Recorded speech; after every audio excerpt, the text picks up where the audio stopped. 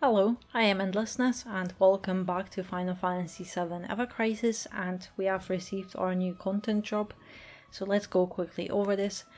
There are a few noises, but they are unimportant. They are just about page draws and the new banner, but this one, new chapter release campaign, is very nice because we have Cait Sith as a new playable character unit, and with this training campaign his EXP is increased by 400% and until April 17th. That is very nice, but also if I remember correctly, when we got Yuffie back in January, it was the same case, so her EXP was increased by 400% as well.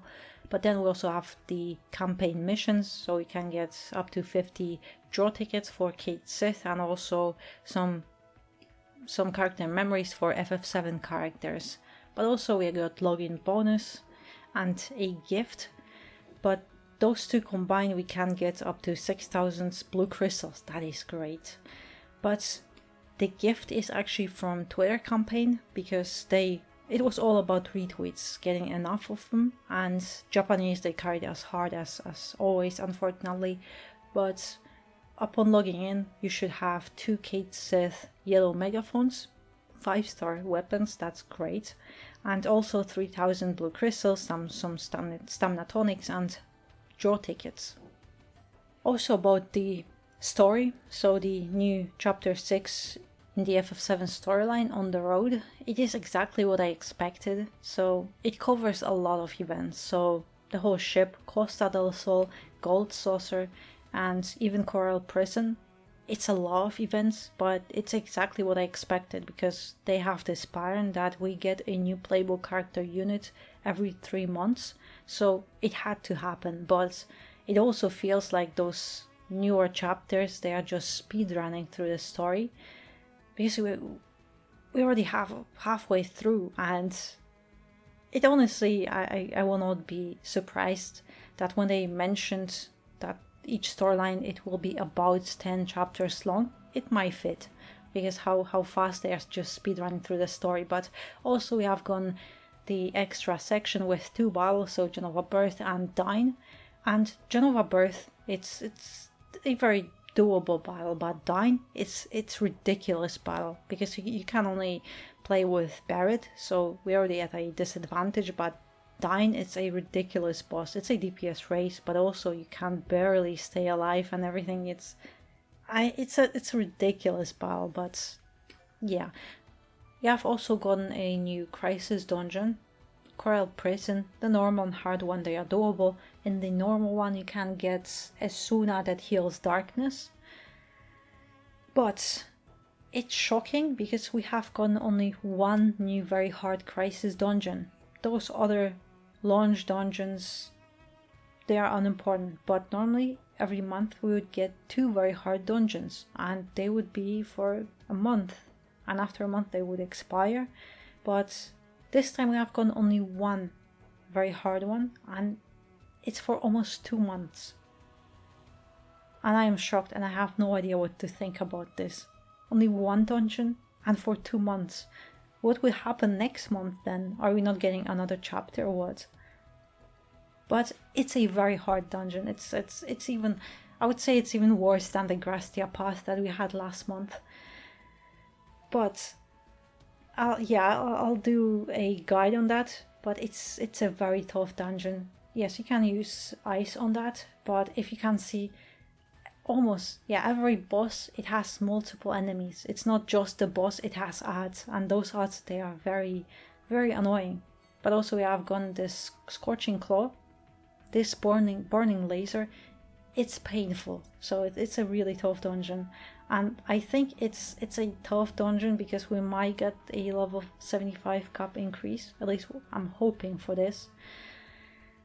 Because otherwise I'm not sure how everyone will be able to complete this. It's very tough. But as I said, here also have a map if you want to give it a try. But yeah, I'll make a guide on that probably next week because I needed some attempts to actually complete this dungeon. As for the limit breaks, yes, every character has gotten a new limit break. And you can unlock it, you just have to complete some missions, but currently we can't level it up. So we are stuck with level 1 new limit break, and I am guessing when we get that 75 cap increase we'll be able to level it up to level 2, maybe higher. That would be nice, but that's a bit weird.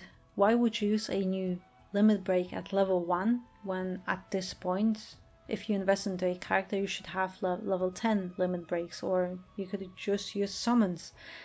But then, for example, for Cloud, that Climb Hazard, it has insanely fast charge speed, so twice as fast as Cloud's other limit breaks, so 900, but it also, at level 1, it deals 1000 physical, magical, non-elemental damage to a single enemy. That doesn't sound great, but when a debuff is applied, so granted to target, it does twice the damage. So I could actually see myself using this limit break even at level 1, or at least trying it, because it's very fast, twice as fast. So I could use this limit break twice in a time where you'd be charging Cross Slash. So that's actually interesting. But then other characters, they have other limit breaks. Sephiroth's limit break is unfortunately a little bit underwhelming, I would say, because yes, it sounds very similar to Cloud. Charge speed is 1000, so a little bit slower, but still almost the same. It deals 1000 physical, magical, non-elemental damage to a single enemy. That's the same, but when buff is granted to target, it does twice the damage. Not debuff, buff. So what I understand, target is the boss. So Sephiroth's limit break will only do twice the damage when boss has some buffs applied, and normally want to nullify those buffs or debuff the boss. So that would also nullify the damage buff on Sephiroth's limit break.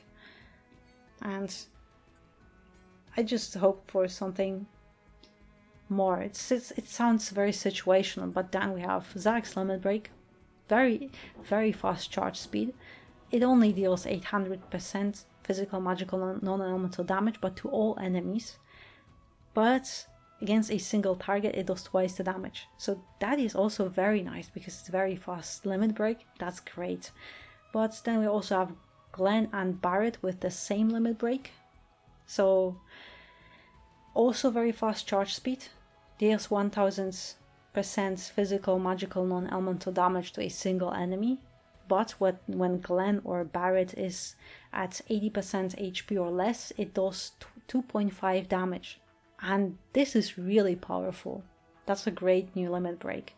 I also think that Aerith's new limit break is interesting. Breath of the Earth. So it does a 63% heal to all allies. So basically like healing wind. But also physical defense down and magical defense down is removed. So it removed those debuffs that our characters might get. But also heals. So basically healing wind, but removes those defense debuffs. As for Cait Sith and his limit breaks, I like this dice limit break. It seems like it's his default limit break that you can level up to level 10 already. It has normal charge speed and deals 500 physical, magical, non-elemental damage to a single enemy, but increases strength per dice roll up to 6 times. So if you get lucky with the dices, this limit break can be really powerful. And I really like that there is still some RNG and luck involved, because that was always Cait Sith's gimmick. But then we also have 2 other limit breaks. So Toy Box, it decreases physical and magical defense. So it's just a debuffing limit break. Also very fast charge speed. And also Mogul Dance. Very fast charge speed, also supportive limit break. It does cast a small heal, but physical and magical attack is increased. So basically same thing as Yuffie's limit break that we had gotten with her. We have also gotten 2 page draws, so one with Tifa where you can get only Tifa weapons, and same for Cait Sith, but every time you pull you get 5 Mithril ore as a bonus. And of course we have gotten a new banner with Tifa and Cait Sith. And I think it's a interesting and quite nice banner, but I'll make a separate video on it. And then of course I actually forgot about that. We have some campaign missions where we can get those Cait Sith weapon tickets. we just have to unlock 50 nodes in Kate Sith's character stream, so obviously we also have to level him up. But if you have completed all the story, then just when you launch the game he should already be level 40, 41. But also some other missions, so level up Kate Sith to level 60 and also clear some battles with the FF7 characters. Most of, like half of that you could complete just by playing the new chapter. But also we have gotten a new store, and this Kate Sith training pack is just when you unlock the nodes in the character stream, but also when you finish the chapter you get this pack for 5,000 red crystals. In my opinion that is very expensive, but new chapter release store, it's quite nice. I mean, 300 red crystals for a Kate Sith guaranteed 5-star weapon ticket, that's nice. 1500 for 1 and 10 gacha, that's still okay. But those two packs with Tifa and Kate Sith, so you get 1 5-star, 20 of normal Kate Sith tickets and 100 Kate's weapon parts or Tifa parts. Those are actually very good, but other than that, well, this one with Kate Sith parts, or this one's very expensive, but it's alright store. There are also 2 days left on the current season pass, so hopefully I've completed by now. But also we know that on Sunday we should get a new season pass, and we already know the wallpaper that we'll get. It'll be Cloud, Barret and Tifa. Also, don't forget about the Easter events, so gather your gifts, do the battles for the dailies. But now we also have gotten a second store, which is exactly the same store as the first one, just this time we have gotten the Nanaki's collar, egg collar, but other than that, it's just the different memories for different characters and weapon specific parts for Nanaki, but other than that, it's the same exact store as the first one.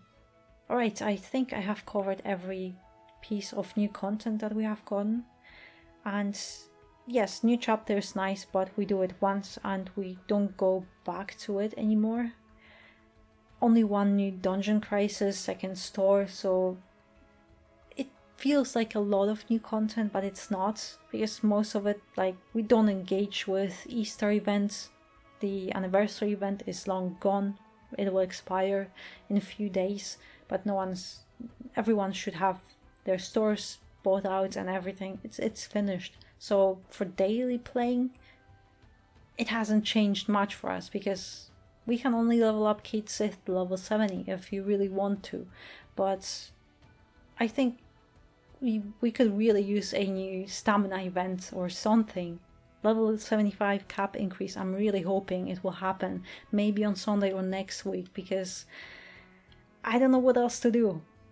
Don't get me wrong, I'm not complaining. I don't mind that this game isn't grindy. I like that this game is more casual, that I can do the dailies in 5 minutes and be done with them, and only do more if I want to, not be forced to do it. Because I played some other games where you had to spend hours on doing just the bare minimum, and it felt like a second job, and that's not something I want for Ever Crisis. I like that. It is how it is. But I just hope that we will get some events that we will be able to engage with the game a little bit more than Easter event. But yeah, that should be it. So thank you very much for watching, and I hope to see you next one.